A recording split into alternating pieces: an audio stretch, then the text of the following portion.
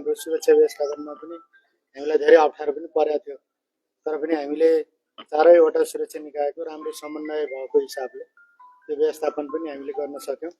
र सबभन्दा दुःख लागेको चाहिँ यो नो भोटको विषयलाई सेटलमेन्ट गर्न सकिन्छ कि भनेर हामी निकै लागेको पनि हो। यो विषय सेटलमेन्ट गर्न सकिएन। यसमा हामीले धेरै चरणमा राजनीतिक दल उम्मेदवारज्यूहरूसँग पनि प्रतिबद्धताको कुरा पनि गऱ्यौँ।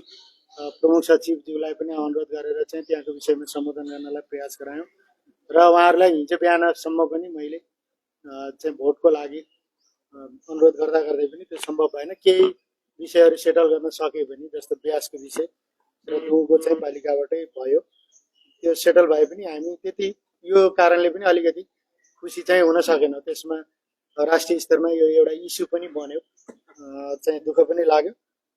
तर पनि जे भएको छ अब राम्रैको लागि भएको छ। तर यहाँहरूलाई चाहिँ जसले विजेता हुनुहुन्छ या उपविजेता हुनुहुन्छ, यहाँहरूले नागो क्षेत्र या चाहिँ अपीको विषयमा युवात्व रूपमा सम्बोधन गर्ने प्रयास गरिदिनु हुन पनि अनुरोध गर्छु।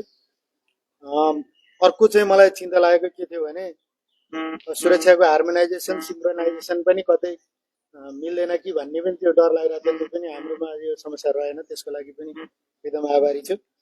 अर्को चाहिँ कर्मचारीको सन्दर्भमा कहिलेकाहीँ यो पक्षधरताको विषयले चाहिँ अलिक पेचिलो बन्ने हुन्छ। त्यो डे वानदेखि नै हामीले यो कुरालाई चाहिँ कर्मचारीमा यो पक्षधरता भनेको यो निर्वाचनको प्रक्रियाको सन्दर्भमा मतपत्रमा साइन गर्नेदेखि लिएर त्यहाँ गर्ने व्यवहारका कुराहरूमा समस्या सिर्जना हुन्छ कि भनेर बडो चनाखो भएर हामीले चाहिँ त्यो मतदान अधिकृत सहायक मतदान अधिकृतहरूलाई ट्रेनिङ दिने सन्दर्भमा एकदमै कडा चाहिँ निर्देशन पनि गरेको र चाहिँ सिलेक्सन गर्ने सन्दर्भमा पनि अब श्रीमानसँग धेरै नै अन्तर्क्रिया गरेको, किनभने म स्थानीय तहमा पनि काम गरेको हिसाबले त्यहाँ कसरी समस्या हुन सक्छन् भन्ने हेरेको हुनाले त्यो चाहिँ अलिक कम भयो होला जस्तो पनि लाग्छ।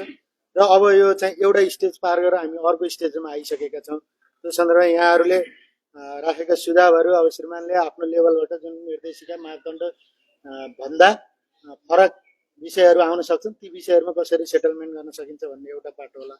अर्को चाहिँ जो मतगणनामा खटिनुहुन्छ उहाँहरूलाई चाहिँ श्रीमानले एकचोटि चाहिँ काउन्सिलिङ गर्नै पर्ने हुन्छ। पक्षधरता भन्ने कुरा त्यो चाहिँ बन्धक बनाउनु पर्यो। त्यो काउन्टिङको बेला त्यो चाहिँ कुनै हालतमा देखिनु भएन।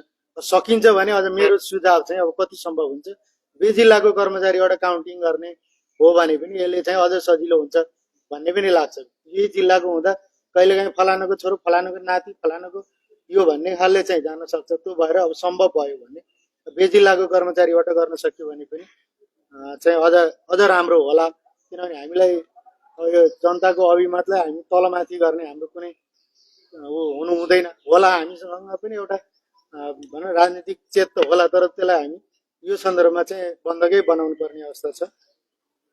र स्थान थप्ने सन्दर्भमा चाहिँ मलाई पनि यो सुरुदेखि नै लाग्यो कि श्रीमानलाई यो बनाउने सिलसिलामा पनि हामी 18 गतेतिर आउँदा चाहिँ यो एउटाले अलिक पुग्दैन कि भन्ने लागेको थियो।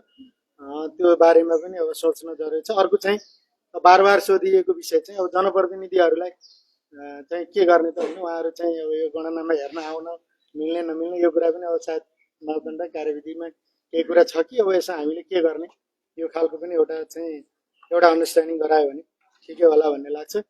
र जुन हिसाबले अब शान्तिपूर्ण रूपमा चाहिँ निर्वाचन सम्पन्न भएको छ त्यस्तै गणना पनि शान्तिपूर्ण रूपमा सम्पन्न भएर यो रिजल्ट छिटोभन्दा छिटो, किनभने निर्वाचन आयोगले पनि 24 घण्टाभित्र यो रिजल्ट देऊ भन्ने खालको चाहिँ निर्देश पनि गरेको हिसाबले यसलाई चाहिँ हामीले अब समानुपातिक सहितको त अब नसकेला, तर प्रत्यक्ष दिन सक्यो भने बढी चासो चिन्ताको विषय प्रत्यक्ष भएको हुनाले त्यो बारेमा अलि श्रीमानलाई पनि मैले यसमा अलि बढी टिम थपेर ठाउँ थपेर अब चाहिँ व्यवस्थापन मिलाएर त्यसलाई चाहिँ। र अर्को चाहिँ हजुरले काउन्सिलिङ गर्नुपर्ने विषय, अब मैले गणनाको पनि लिड गरेको हिसाबले पालिकाको निर्वाचनको सन्दर्भमा हाम्रा कर्मचारीहरूको भनौँ न शब्द चयनको कारणले पनि समस्या सिर्जना हुन्छ। एउटा पाल्पामा एउटा म घटना भन्छु, एकजना चाहिँ गणना बसेको कर्मचारी साथीले अब इङ्ग्लिसमा के भनिदिनु, आर यु अन्डरस्ट्यान्डिङ भनेर प्रतिनिधिहरूलाई भनिदिनु। अब त्यो भनेपछि उहाँहरूले एकदम आफूलाई हट फिलिङ गर्नुभयो कि अब त्यो मजा लागेन उहाँहरूलाई। त्यो विषयले 3-4 घण्टा चाहिँ अब गणनै रोकियो। त्यस्तो स्थिति पनि रहन्छ। त्यो भएर हामीले सबैभन्दा पहिले कर्मचारी अनुशासित हुनैपर्छ। अनुशासित नभइकन त्यो कुनै हालतमा चल्नेवाला छैन। त्यो बारेमा श्रीमानले अब त्यो टिम चाहिँ राम्रोसँग बनाइदिनु हुन पनि अनुरोध गरेँ। र चाहिँ अब यो चाहिँ सेकेन्ड स्टेजको काम पनि हामी शान्तिपूर्ण रूपमा सम्पन्न गर्ने कुरामा हाम्रो उम्मेदवारज्यू पार्टीका प्रमुख तथा प्रतिनिधिज्यू अनि चाहिँ हाम्रो मिडियाबाट पनि उत्तिकै सहयोग समर्थन होस्। यसमा चाहिँ श्रीमानज्यूको लिडमा हामी सँगै हुने हो, हामीले ब्याकअप गर्ने हो, त्यो हिसाबले चाहिँ रहनेछौँ भन्ने कुरा अनुरोध गर्दै बिदा हुन्छ। धन्यवाद।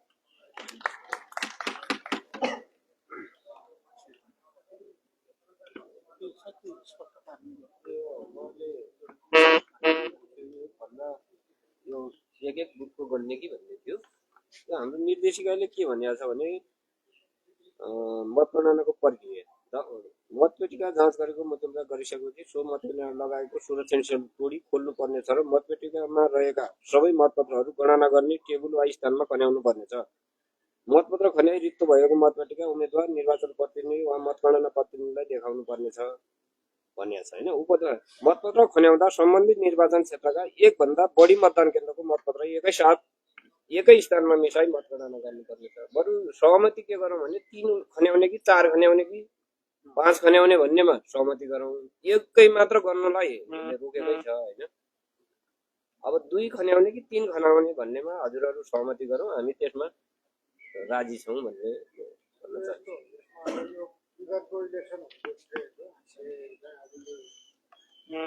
सबै कुरा त अब निर्देशिकाले सबैको चासोको विषय पनि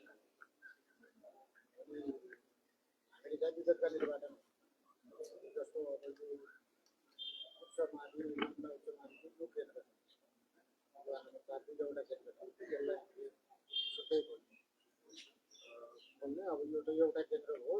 अब यसको चाहिँ अब मत परिणाम चाहिँ अब बाहिर ननिकाल्ने, भित्र चाहिँ अब बाहिर ननिकाल्ने निर्देशिकाको पनि पालन गर्ने। तर अब योसँगै अब अर्को जस्तो अभिनम्बाको दुईटै क र ख भन्ने, त्यो क र ख पनि अब छुट्टै काउन्ट गर्ने, त्यसको अब परिणाम चाहिँ भित्रै राख्ने। तर हामीले बाहिर परिणाम सार्वजनिक गर्दा चाहिँ अब वडा वाइज सार्वजनिक गर्ने। वडा नम्बर 4 मा चाहिँ अब कसले कति मत प्राप्त गर्यो यसरी चाहिँ अब मत सार्वजनिक गर्ने। अब यो अब निर्देशिका पनि हामीले पालना गरेको अब देखिने र अब सबैको उम्मेदवार लगायत सबैको चासो पनि त्यहाँ अब सम्बोधन मतगणनामा चाहिँ अब यो तरिकाले जाँदा अब ठिकै हो। एकदम हाम्रो पनि समर्थन छ त्यसमा।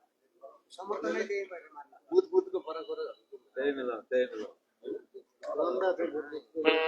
तर सार्वजनिक गर्दा चाहिँ हामीले 2वटा 3वटा बुथको चाहिँ सार्वजनिक गर्ने बेला वडाको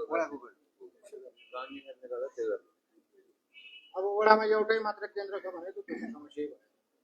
त हामीलाई त यो फलाना वडामा चाहिँ अब यति प्राप्त गरे भनेर त्यो सार्वजनिक ठिक हो।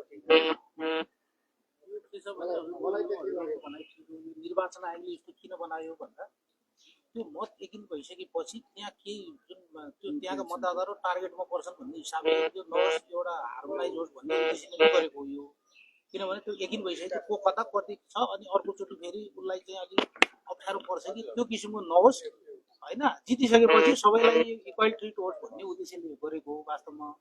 अब सिङ्गल गर्दाखेरि के भने एकिन चाहिँ हुन्छ, यो कुन पार्टीको चाहिँ कति मत कहाँ कुन वडामा कति छ भन्ने कुरो एकिन गर्नलाई चाहिँ सजिलो चाहिँ भयो। तर के छ भने त्यो जुन अब जित्ने पक्षले अर्को आफूले चाहिँ भनौँ न आफ्नो विपक्षी मतदाताहरूलाई भोलि अलि असहज वातावरण पैदा गर्छ कि भन्ने उद्देश्यले नै गरेको, यसको अन्यथा केही पनि होइन। किनभने टार्गेटमा राख्ला नेगेटिभ हिसाबले हेर्ला भन्ने हिसाबले अब मिक्स गरिदिएपछि के हो ठिकै छ, समानुपातिक हिसाबले सबैबाट आयो भन्ने उद्देश्य हो यसको अरू केही होइन। नत्र त के छ र हिसाब गर्दैन हो, जहाँको पनि काउन्ट गर्दैन। त्यो खालि के भने समाजमा एउटा चाहिँ सद्भाव कायम होस् भन्ने उद्देश्य हो। हामीले अब यो बुथ वाइज गर्दाखेरि अब त्यसको सकारात्मक पाटो पनि अब अहिले दलहरूका अलिअलि अब माथिका ढक्कनहरू खुल्दैछन् नि, यो बुथ वाइज पनि अब हामीले त्यहाँ कति गरेका रहेछौँ त मेहनत, भोलि अब त्यो ठाउँमा कति गर्नुपर्ने छ त थप, त्यसका लागि पनि एउटा अब पाठ पनि मेहनत पनि नबनाउने खालि हामी नकारात्मक